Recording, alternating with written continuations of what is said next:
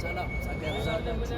የምትገኙ ቅዱሳኖች የእግዚአብሔር ሰላምና ጸጋ ይብዛላችሁ። ዛሬ በፊት ለፊታችሁ የመጣሁበት አንድ ነገር አለ። አታሳልፉ።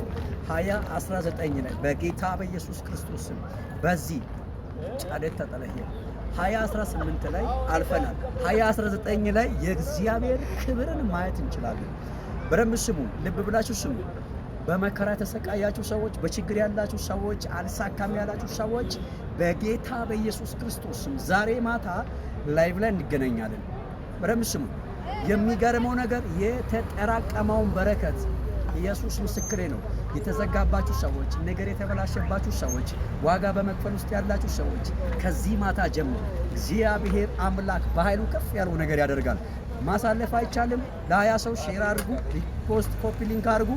ዛሬ ማታ የተጠራቀመውን በረከቴን እረከባለሁ ብላችሁ በኮመንት ሴክሽን ላይ ኮፒ አድርጉ፣ ራይትነስ አድርጉ። አሜን።